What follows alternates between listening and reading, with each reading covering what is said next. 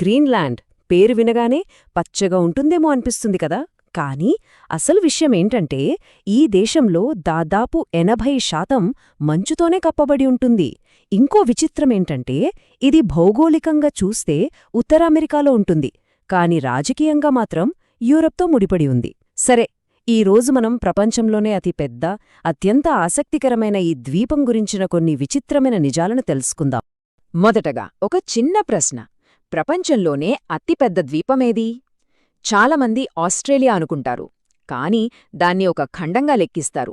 మరి సరైన సమాధానం ఏమై ఉంటుంది? అవును, అది గ్రీన్లాండే, ప్రపంచంలోనే అతిపెద్ద ద్వీపం.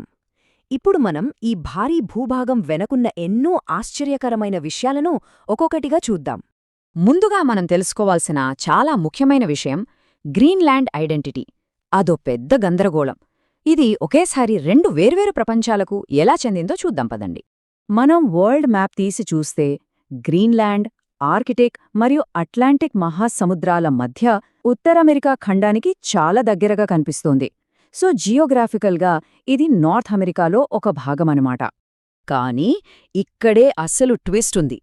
భౌగోళికంగా ఉత్తర అమెరికాలో ఉన్నా సరే దాని రాజకీయ పరిపాలనా సంబంధాలన్నీ యూరప్తోనే ఉన్నాయి. ఇది ఎలా సాధ్యం?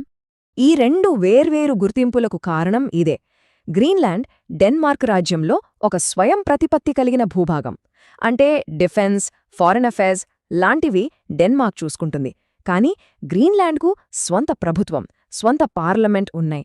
అందుకే అది భౌగోళికంగా అమెరికాలో ఉన్నా రాజకీయంగా మాత్రం యూరప్తో కనెక్ట్ అయి ఉంది. ఇంత పెద్ద ద్వీపంలో అసలు ప్రజలు ఎలా ఉంటారు, వాళ్ల జీవనశైలి ఎలా ఉంటుందో ఇప్పుడు చూద్దాం. ఇది నిజంగా విపరీతాలకు నిలయమైన ప్రదేశం. ఈ నంబర్ చూడండి, 56,583. ఏంటి ఈ నంబర్ అనుకుంటున్నారా? ఇదే గ్రీన్లాండ్ మొత్తం జనాభా. అవును, జస్ట్ ఓ 56,000 మంది. అంటే మన దగ్గర ఒక చిన్న పట్టణం జనాభా అంతన్నమాట. ఇంత పెద్ద ద్వీపంలో ఇంత తక్కువ మంది నివసిస్తున్నారు. మరి ఆ 56,000 మంది ఎక్కడుంటున్నారు? ఎందుకంటే ఈ ద్వీపంలో దాదాపు 80% భూభాగం శాశ్వతంగా మంచుతో కప్పబడుంటుంది. ఈ ఐస్ షీట్ కొన్ని చోట్ల 3 కిలోమీటర్ల మందం కూడా ఉంటుంది తెలుసా?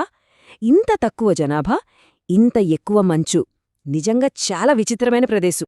సో ఇక్కడ మనం గుర్తుపెట్టుకోవాల్సిన విషయం ఏంటంటే గ్రీన్లాండ్ ప్రపంచంలోనే అత్యంత తక్కువ జనసాంద్రత కలిగిన ప్రాంతం. చాలా పెద్ద భూభాగం, కాని చాలా కొద్దిమంది ప్రజలు.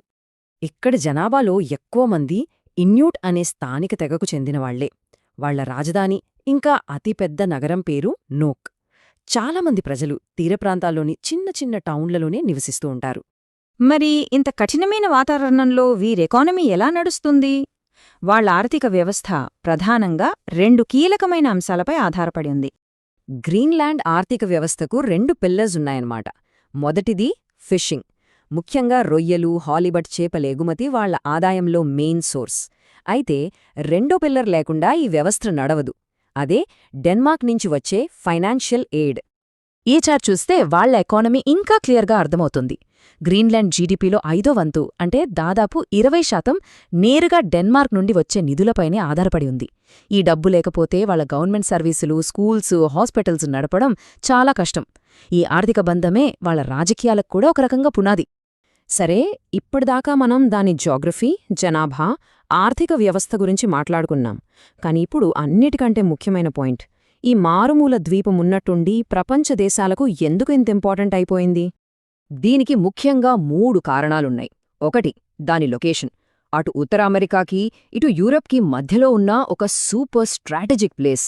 అందుకే అమెరికాకు ఇది చాలా కీలకమైన సైనిక స్థావరం. 2, ఆ మంచు కింద ఉన్న నిధి. బంగారం, యురేనియం, రేర్ ఎర్త్ మినరల్స్ ఇలాంటివి బోలెడున్నాయట.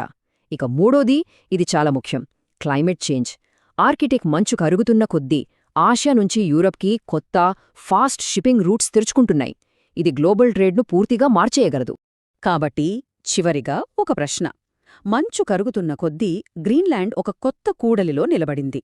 ఒకవైపు ఖనిజ సంపద, కొత్త వాణిజ్య మార్గాలు, ఆర్థిక స్వాతంత్ర్యం ఇస్తామని ఆశ చూపిస్తున్నాయి. మరోవైపు ఈ అవకాశాల కోసం చైనా, రష్యా, అమెరికా లాంటి పెద్ద దేశాలన్నీ పోటీ పడుతున్నాయి.